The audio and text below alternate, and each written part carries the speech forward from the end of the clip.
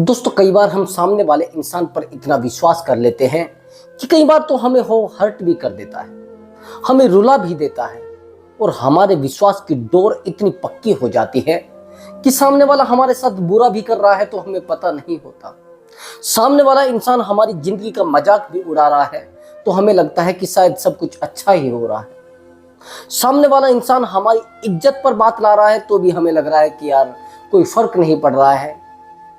कई बार दोस्तों, अगर आपकी जिंदगी में कुछ बुनियादी सवाल आ जाए या आपकी सेल्फ रिस्पेक्ट को डाउन होना पड़ जाए या आपकी जिंदगी पूरे तरीके से सामने वाले इंसान की वजह से खत्म हो जाए तो उस समय कुछ कठिन निर्णय लेना बड़ा जरूरी हो जाता है। इस विषय पर जो मैं बात आज करने वाला हूं, ये टॉपिक बहुत ही सीरियस टॉपिक है।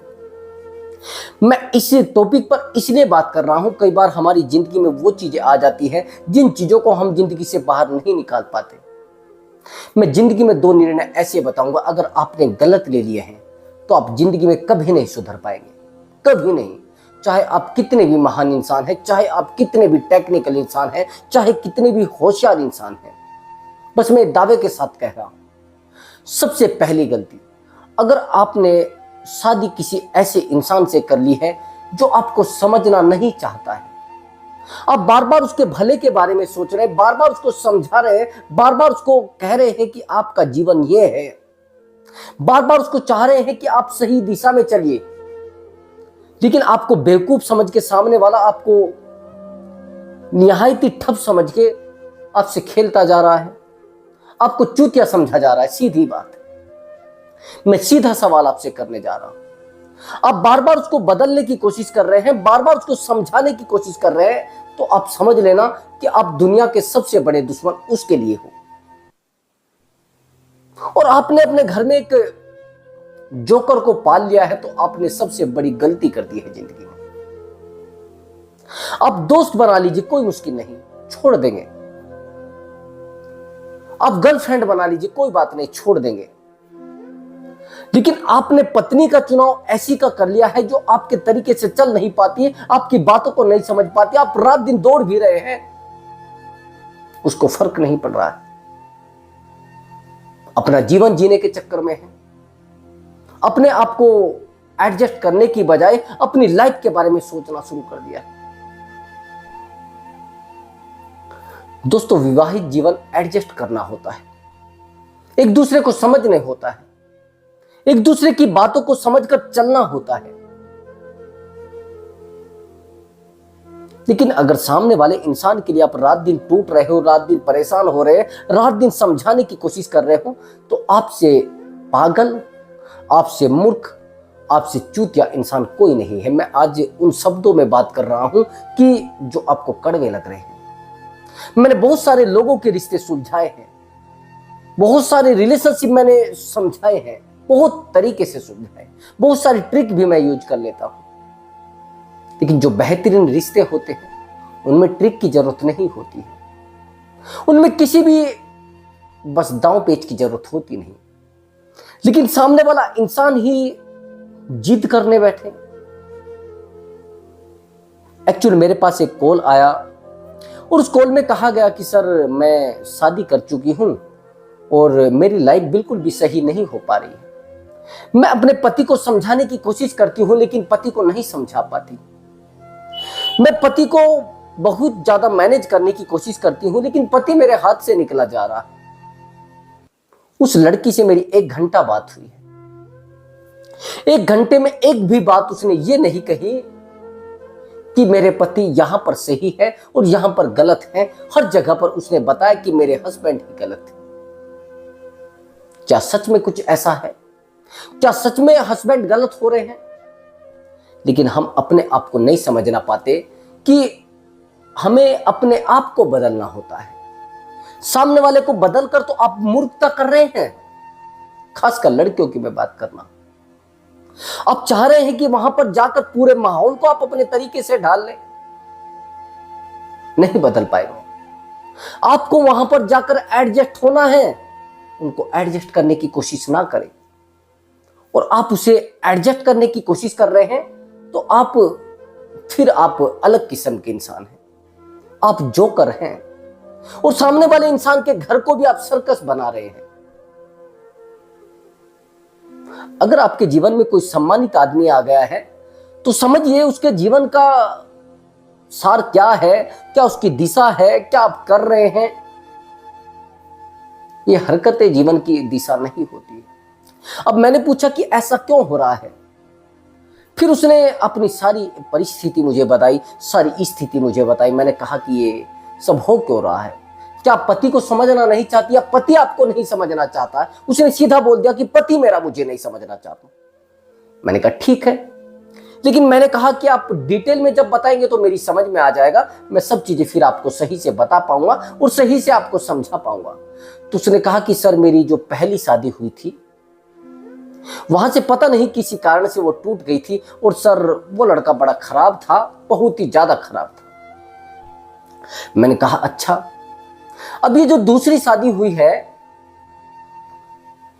ये सर मेरी मर्जी से शादी हुई है, उस लड़के की मर्जी से शादी हुई है, और सर अब ये भी मुझे छोड़कर चला गया है। अब ये जो मेरी शादी है ये तीसरी शादी है। मैंने कहा अच्छा, अब अगर आप कमाल की बात मानेंगे, वो जो महिला थी वो गवर्नमेंट जॉब पर थी।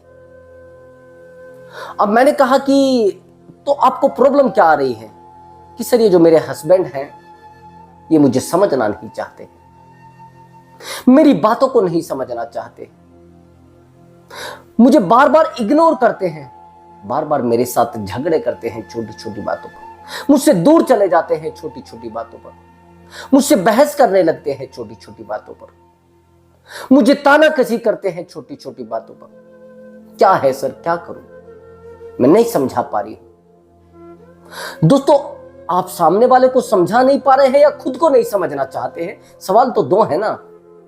मैंने कहा कि आपका जो पहला रिश्ता था उसमें आप सामने वाले को समझाना चाहते थे कि हाँ सर मैं सामने वाले इंसान को समझाना चाहती थी। मैंने कहा दूसरे रिश्ते में कि हाँ दूसरे रिश्ते में भी सर मैं सामने वाले इंसान को समझाना चाहती थी। मैंने कहा आप जो तीसरे रिश्ते में आई हैं, आपने शादी को गेम बना लिया है, आपके नजरों में शादी एक खेल है। आप 10 दिन रहिए, 15 दिन रहिए, 20 दिन रहिए और निकल भागिए और चले जाइए, कहीं भी घूम लीजिए। मैंने कहा गवर्नमेंट में होने का मतलब यह नहीं कि आप पति बदलना शुरू कर दें, जीवन को एडजस्ट करना होता है, माहौल के अनुसार ढालना पड़ता है। एक क्रिकेटर को कभी देखा है क्रिकेट खेलते हुए कि हाँ देखा है। मैंने कहा कि जो पिच यहां की है इंडिया की, क्या उसी की तरीके से अगर वो बैटिंग जाकर विदेश में भी करेगा, लेकिन वहां पर तो बड़ी तेज पिच है, वहां पर तो बहुत तेज बॉल आती है, वहां पर वैसे बैटिंग कर पाएगा? नहीं कर पाएगा। जो यहां की हवा है वहां की हवा से मैच नहीं खाती, हमारी बॉडी भी ऑटोमेटिक एडजस्ट नहीं कर पाती। अगर हम यहां पर दूसरे कपड़े पहन रहे हैं तो दूसरे जगह पर जाएंगे तो वहां पर माहौल अलग है, वहां का रहन सहन अलग है, वहां की व्यवस्था अलग है। नहीं एडजस्ट कर पाएंगे, एकदम से नहीं कर पाएंगे तो एडजस्ट कराना पड़ेगा। जब आपको पता है कि कोई चीज प्राकृतिक है, नेचुरल है, जब वो एकदम से एडजस्ट नहीं कर पा रही है, आप कैसे एडजस्ट कर पाएंगे? अब वो मुझे कहने लगी कि सर मेरे साथ तो बड़ा गलत हुआ है। मैंने कहा आपके साथ गलत हुआ है या उन लोगों के साथ गलत हुआ है जिनके साथ आपने किया है? मुझे फर्क नहीं पड़ रहा है कि मेरा क्लाइंट खराब जा रहा है, मुझे कोई मुश्किल नहीं, लेकिन सामने वाले का जीवन सुधर रहा है, उससे बेहतर मेरे लिए कुछ नहीं। मुझे जरूरी नहीं कि सामने वाला फीस दे, मेरी फैमिली चल रही है, मेरा परिवार ऑटोमेटिक ग्रो कर रहा है। लेकिन दोस्तों, अगर ऐसे सवाल आ जाए और ऐसी परिस्थितियां आकर खड़ी हो जाए तो सामने वाले इंसान को कुछ समझा पाना है, सामने वाले इंसान को कुछ दिशा दे पाना, कुछ लगता है कि आप दे पाएंगे? कई बार तो ऐसा भी होता है कि हम सामने वाले की बातें समझना ही नहीं चाहते। हमें लगता है कि हम बहुत लाड़ प्यार में घर पर पले हैं तो शायद ससुराल में जाकर भी हमें ये सब चीजें मिलेंगी, ये सब चीजें सामने वाला दे पाएगा, ये सब चीजें हम एडजस्ट कर पाएंगे। अगर आप घर में बहुत जिद्दी लड़के रहे हैं तो कोशिश करें कि ससुराल में आप एक आम लड़की की तरह रहें, तब जीवन चल पाएगा। और समय के साथ सब बदल जाएगा, कल जिद भी पूरी हो जाएगी, कल सब चीजें पूरी हो जाएंगी। आप जानते हैं रिश्ते टूटने का कारण क्या हो रहा है? मैंने उस महिला को बोला कि आप इतने रिश्तों में परेशान रहिए, कभी सोचा है कि आपको भी एडजस्ट करना है? उसने कहा सर ये तो हो सकता है। मैंने कहा कि अगर आप पहले ही रिश्ते में एडजस्ट कर लेते। कहने लगी कि सर मेरा जो पहला हस्बैंड था, जब मैंने उसको समझा कि बहुत अच्छा था और गुड हस्बैंड था, मैं आज तक उससे अच्छा हस्बैंड नहीं देख पाई। मैंने कहा अच्छा ऐसा क्या है? कि सर वो मेरी सारी बातों को समझ लेता था, सारी गालियों को महसूस कर लेता था, लेकिन पता नहीं सर मेरा ही दिमाग, मेरी ही किस्मत फूटी थी, मैं उसको छोड़ कर आई। सर वो भी गवर्नमेंट जॉब में था। मैंने कहा तो दिक्कत क्या आई थी? कि सर वो वही बात सर, गलती मेरी ही रही है, उसकी कुछ नहीं रही। हाँ, मैंने कहा गलती आपकी ही रही है। दुनिया में आप एक रिश्ता बना लीजिए, 1000 रिश्ते बना लीजिए, और दुनिया में कितने भी रिश्ते आप बना लीजिए, आपको कोई इंसान एडजस्ट नहीं कर पाएगा, आपको खुद को एडजस्ट करना पड़ेगा। दोस्तों कई बार हम अपनी जिंदगी में कुछ ऐसे लोगों को भी चुन लेते हैं जो लोग आपकी जिंदगी को सर्कस भी बना देते हैं। आप सामने वाले इंसान को समझाए जा रहे हैं, समझाए जा रहे हैं, समझाए जा रहे हैं, लेकिन उसको तो कुएं में गिरना है ना। आप क्यों अपनी जवान को भी गंदी कर रहे हैं? चुप होकर बैठ जाइए ना, वो रुकने वाला है नहीं, वो मानने वाला है नहीं। मैं ये बात रिलेशनशिप में भी कर रहा हूं, दोस्ती में भी कर रहा हूं, और रिश्तों में भी कर रहा हूं, और पति पत्नी के रिश्ते में भी कर रहा हूं। ये सब जगह मैच खाती है। आप जिंदगी की एक सबसे बड़ी गलती करते हैं कि ऐसे पार्टनर का चुनाव करना जिसको आप नहीं समझ पाते हैं, या वो आपको नहीं समझ पाता है, और गलती से आप समझते भी हैं कि ये मैंने गलती कर दी है, फिर भी आप चुनाव कर लेते हैं, फिर भी आप उस इंसान को अपनी जिंदगी में लेकर आ जाते हैं। लेकिन जब वो बार बार वही गलती करेगा तो आपको गलती का एहसास होगा कि हाँ ये मैंने गलती कर दी है, ये मैंने जीवन की सबसे बड़ी गलती कर दी है। मैंने कहा है कि अगर आप किसी को पार्टनर बना रहे हैं और आपने ऐसे व्यक्ति को पार्टनर बना लिया है, ऐसी लड़की को पार्टनर बना लिया है, ऐसे लड़के को पार्टनर बना लिया है जो सर्कस में रहा है भैया, अब सर्कस से तो जोकर ही निकलेगा। तो आपके घर को वो सर्कस बनाएगा, या फिर उसको आपको लग रहा है कि वो एक ऐसी जगह बनाएगा जहां पर शांत माहौल रहता है, जहां पर एक दूसरे को एडजस्ट करने की आदत हो, एक दूसरे को समझने की आदत है? क्यों भैया, आपको लगता है क्या? आपने गलत दिशा पकड़ दी, आपने गलत इंसान को पकड़ लिया है, आपने एक नाली के कीड़े को लाकर बेड पर सुला दिया है, वो मरेगा दोस्त। आप सही इंसान हैं, मैं मानता हूं, लेकिन कहां पर आप सही हैं सामने वाला नहीं समझ पाएगा। सामने वाले इंसान के सामने तो आप कलेजा निकाल कर रख दीजिए, उसको तो अपनी जिद करनी है, उसको तो अपनी मर्जी करनी है। कल आप कुछ कर नहीं पाएंगे तो आपको धक्का दे दिया जाएगा, आपको दफा कर दिया जाएगा, कह दिया जाएगा अरे ये मुझे समझना नहीं चाहता है, ये मेरे साथ अस्तर करना नहीं चाहता है। आपने सारी दुनिया से झगड़ा करके उस इंसान पर विश्वास किया, आपने सारी दुनिया को ठुकरा कर उस इंसान को समझाया, लेकिन फिर भी आपने सारी दुनिया से बुराई लेकर उस इंसान को अपनाया, और आज वही इंसान मन मर्जी चला रहा है। आज वो कह रहा है कि नहीं नहीं, मैं अपने तरीके से जीऊंगा, मैं अपने तरीके से रहूंगा। ठीक है, रहिए।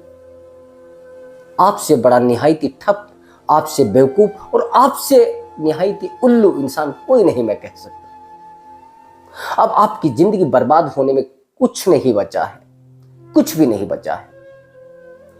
आप बेवकूफ हैं, और मेरा कहने का मतलब है कि आपने चुनाव जो किया है, रिश्ते में ऐसे इंसान का चुनाव कर लिया है जो जोकर है, और आज आपके घर को सर्कस बना रहा है। तो गलती सामने वाले की नहीं है, आपने ऑर्डर उसको दिया है कि करिए, मेरी जिंदगी को सर्कस बनाइए, मुझे परेशान करिए, मुझे धोखा दीजिए, मुझे रुलाइए, मुझे परेशान करिए। ये सब चीजें आपने ही तो कहा है, उसको खुद कर दीजिए।